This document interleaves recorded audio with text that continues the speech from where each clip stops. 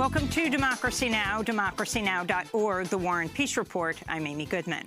In Puerto Rico, a vast stockpile of food, water and medicines piling up at the main port in San Juan as a shortage of truck drivers and fuel prevents the aid from being delivered to the island's 3.5 million residents, many of whom remain without electricity, communications and clean water more than a week after Hurricane Maria devastated the island. At least 10,000 shipping containers containing the aid are stockpiled at the port, overwhelming the 4,400 U.S. military members who are scrambling to distribute to rural areas where much of the infrastructure is in shambles. On Thursday, the Trump administration said it would waive the Jones Act for 10 days after Puerto Rico's governor and others demanded the U.S. waive shipping restrictions under the law. In San Juan, thousands of Puerto Ricans boarded a Royal Caribbean cruise ship Thursday, joining evacuees from the U.S. Virgin Islands bound for mainland U.S. This is Laura Brown, who sent her children off on the ship. I'm here because I'm sending my children to Miami so they can be more comfortable, because they don't have electricity here. Sometimes they have water, sometimes they don't. My husband and I have to work and we don't have anywhere to send them.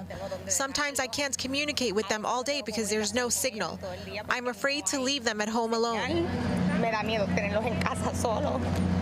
On Capitol Hill, Democratic lawmakers accuse President Trump of neglecting millions of U.S. citizens in Puerto Rico and the U.S. Virgin Islands.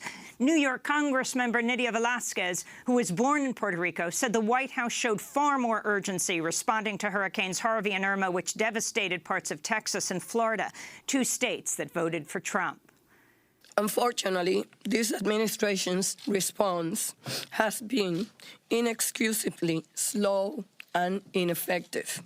To the people who are collapsed in the airport, trying to get off the island, to those of you in houses without roofs, waiting for the power to come back, worry you are not, you are running out of drinking water.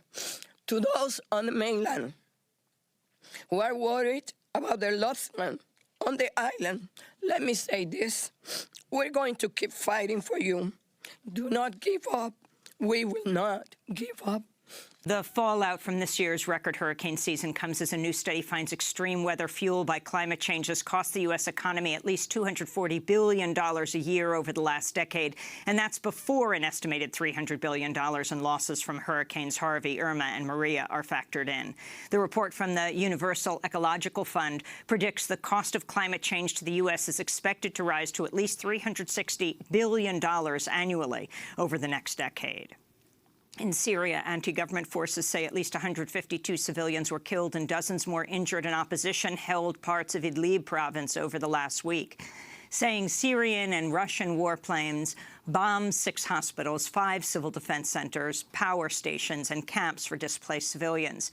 Meanwhile, fighting continues to rage in the city of Raqqa, where a Kurdish commander said Thursday ISIS is cornered and breathing its last gasps. The journalistic monitoring group Air Wars reports U.S.-led coalition attacks have killed at least 61 civilians in Raqqa since Saturday, including a young child described as the son of Osama Khadur and Saeed Mohammed al-Saeed, a father of 6. In Somalia, 7 people were killed and 6 others injured when a car bomb exploded Thursday near a bus stop in the capital, Mogadishu. It's not clear who carried out the attack, but local officials blame the militant group al-Shabaab. In Bangladesh, the bodies of 13 Rohingya refugees, including 8 children, washed ashore Thursday after their boat capsized. The dead were among 130 Rohingya aboard the vessel who were fleeing a government-backed ethnic cleansing campaign in neighboring Burma. At the United Nations, the Security Council heard Thursday from UN Secretary-General Antonio Guterres, who warned systematic violence risks spilling further into Burma's Rakhine state, where an additional 250,000 Rohingya might be displaced. We have received bone-chilling accounts from those who fled, mainly women, children and the elderly. These testimonies point to excessive violence and serious violations of human rights, including indiscriminate firing of weapons, the presence of landmines and sexual violence. This is unacceptable and must end immediately. Back in the United States, Health and Human Services Secretary Tom Price apologized Thursday for chartering military aircraft to take him and his wife on overseas trips, flights that Politico reports cost taxpayers over $500,000. CNN estimates up to $1 million. The flights took him to cities in Liberia, Germany, Switzerland, China, Vietnam, Japan. Secretary Price reportedly spent another $400,000 in taxpayer dollars for private charter planes on domestic routes that typically had commercial flights available. The White House approved Price's requests, which are highly unusual for a cabinet secretary. But when news of the flights became public, President Trump said he wasn't happy about the expenses and wouldn't rule out firing his HHS secretary. Price said Thursday he'd repay about $52,000, a small fraction of the trip's cost to taxpayers. In Cambridge, Massachusetts, hundreds of protesters gathered Thursday outside a Harvard University forum where Education Secretary Betsy DeVos was delivering a speech on school choice, while scores of students protested silently inside the event, raising their fists and unfurling banners reading "White Supremacist" and "Our students are not for sale." The protesters say they oppose DeVos's efforts to privatize public schools and roll back civil rights and sexual violence protections for millions of students. This is Harvard graduate student Jeff Rousset confronting DeVos in a Q&A after her speech. My name is Jeff Rousset. I'm a Master in Public Administration student here at the Kennedy School. So you're a billionaire with lots and lots of investments, and the so-called school choice movement is a way to open the floodgates for corporate interests to make money off of the backs of students. How much do you expect your net worth to increase as a result of your policy choices? And what are your friends on Wall Street and in the business world, like the Koch brothers, saying about the potential to get rich off the backs of students? DeVos fired back. I have written lots of checks to give parents and students lots of options to go to schools of their choice. The balance on my income has gone very much the other way, she said. Joining the protests were sexual assault survivors opposed to a recent move by DeVos to roll back Obama-era rules on how universities investigate campus sex crimes. On Capitol Hill, Republican Representative Steve Scalise returned to Congress Thursday for the first time since he was nearly killed by a gunman last June, walking gingerly on crutches as he returned to the floor of the House of Representatives to thunderous applause. Scalise is House Majority Whip, a climate change denier and staunch opponent of gun control laws. His return to Capitol Hill fueled speculation he could eventually replace Paul Ryan as the next Speaker of the House.